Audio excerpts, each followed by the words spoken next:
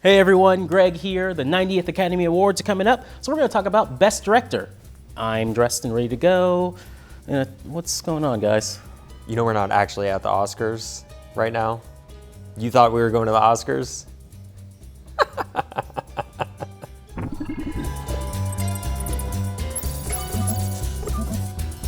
Before we get started, make sure to subscribe to the Universe channel. We got lots more movies and TV coverage. Plus, we got a Best Picture video on the way as well.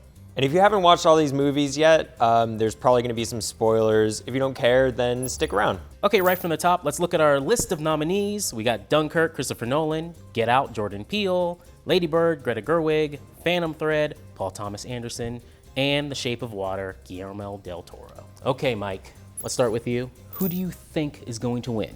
Not who do you want to win, who do you think's gonna win? Right, because they're different. But I really think PTA, I think Paul Thomas Anderson is gonna get it for Phantom Thread. You know, I was watching that movie, basically just stroking my chin the whole time going, yeah, the Academy's gonna dig this. It seems like their kind of movie. PTA's at the top of his game, and he's doing like an intense, weird character piece about a Daniel Day-Lewis jam, and that guy's about to retire, and it's got everything. It's got every piece. For now, he's retiring for now. We'll see how that works. I take the man at his word. He's very convincing to me. He's retired before though. Yeah. I take the man at his word. Thank you. It's not because the fabric is adored by the clients that Cyril is right.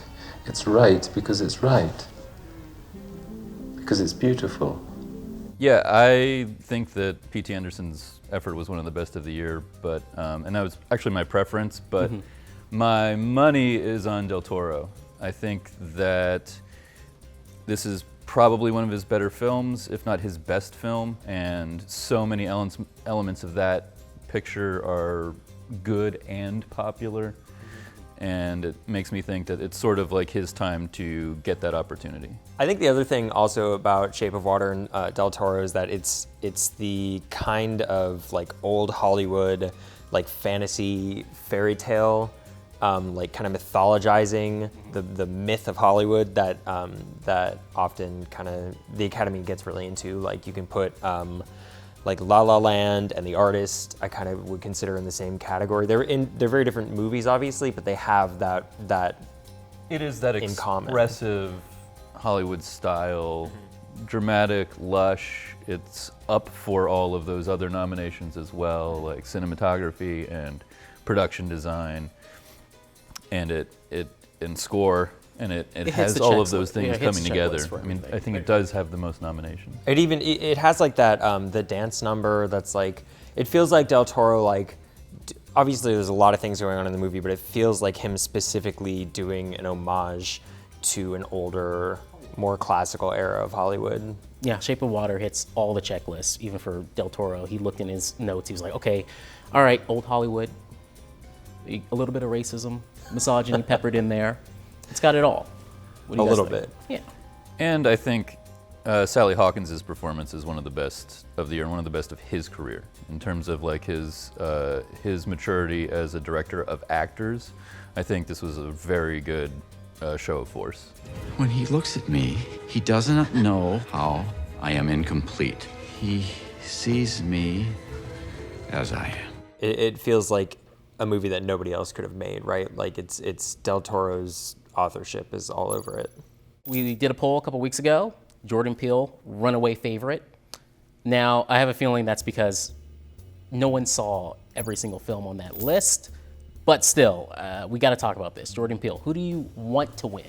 I don't have a major preference in this area. I think every director did a great job, but I'm a huge P.T. Anderson fan. I love how he crafts films. I love how they're sort of delicious. They have every little element is brought to bear. It's very Kubrickian, and I would be happy for him to win that award. I personally would love for Jordan Peele to get it.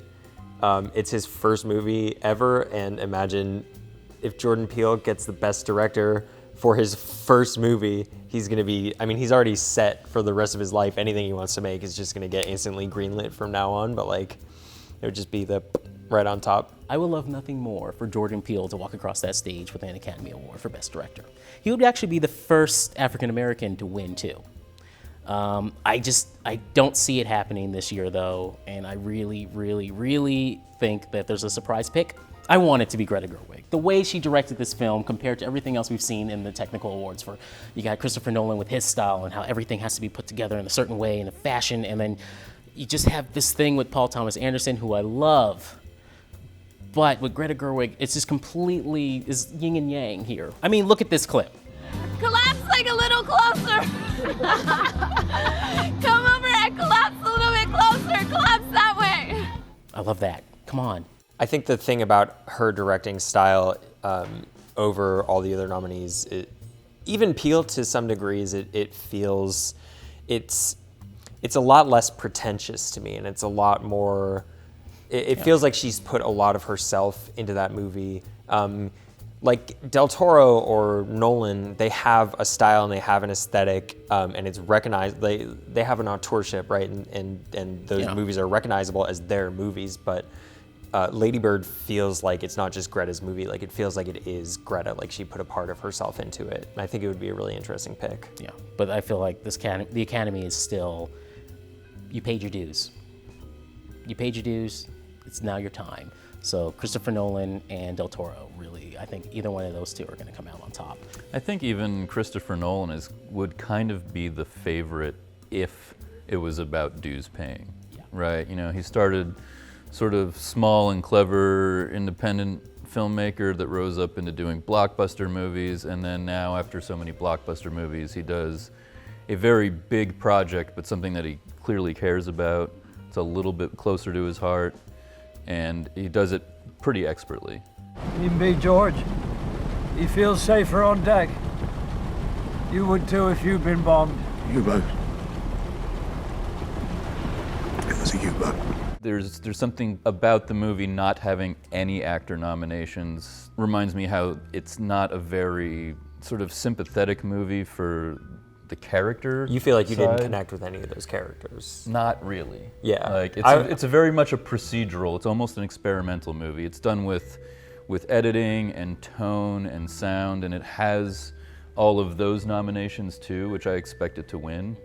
But it feels a little bit soulless at the end of the day, which isn't necessarily an indictment of the picture. I just think that, you know, generally you normally look for a director to win because of the performances coming together with the other elements. Mm-hmm. I mean, I like it for that though. I think that gives it a better shot because it's something unique. It does feel experimental with the timelines, the three different time frames that it works with. The fact that I don't know any of the characters' names, like I couldn't tell you who any of the characters were coming out of that movie, and yet I did feel a connection with them because of like the primal, like their need to just survive, and that it's a war movie without any fight scenes, right? And I think there's a lot of novelty to that we can ascribe like directly to Nolan. So I think I don't know if he has a good chance to win it, but I think that it would be deserved if he did. Okay, let's get into snubs now.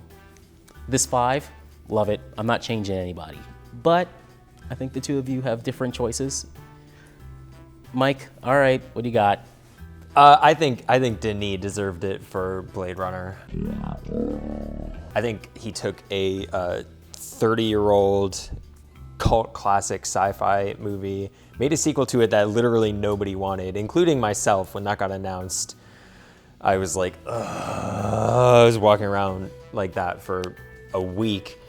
Even when I heard it was Denis, because I love him. I love Sicario, I love Arrival.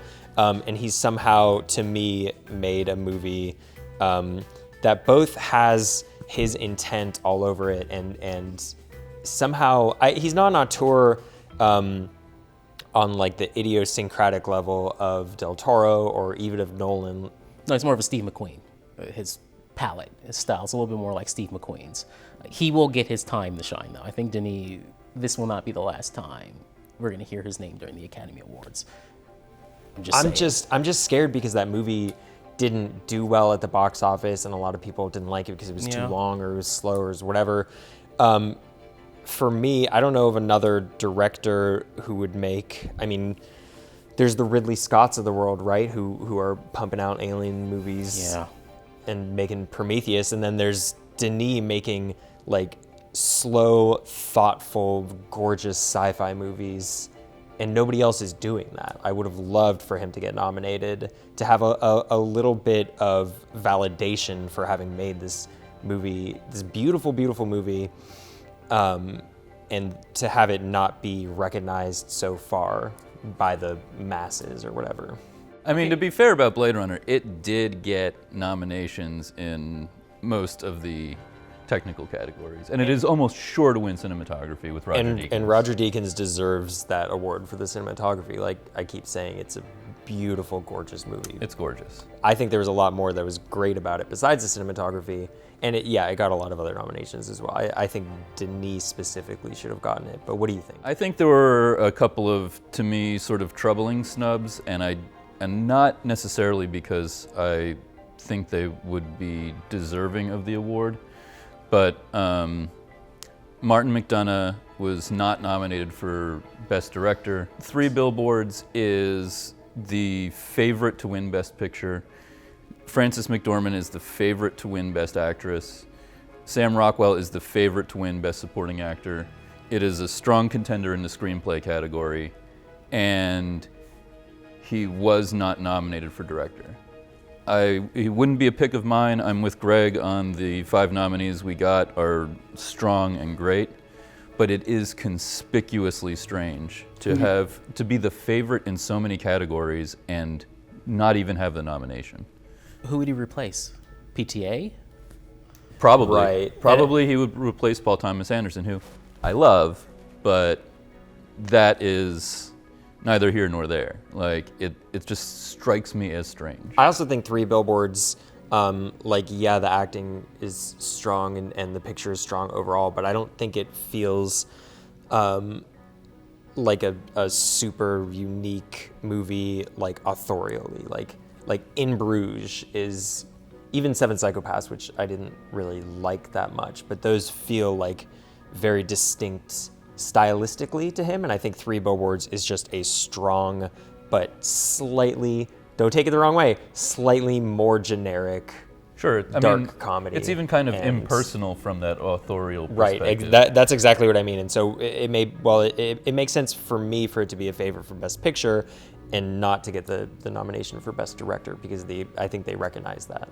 I don't think those Billboards is very fair. Time it took you to get out here whining like a bitch, Willoughby. Some other poor girl's probably out there being butchered right now. Other snub for me is Luca Guadagnino.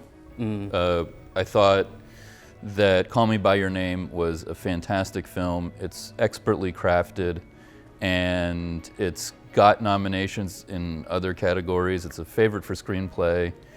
It's, to me, maybe the best picture of the year, and I just feel like it was a hard snub for the director category. Yeah, I agree with for you such there. a well-crafted picture as well. 100%, yeah. And again, everybody was good. So what do you do around here? Read books, transcribe music, swim at the river, go out at night. Sounds fun. All right, later. That's it for us over here, everybody. Check out our Best Picture debate also right here on the channel. And as always, keep it here to GameSpot Universe. Later, guys.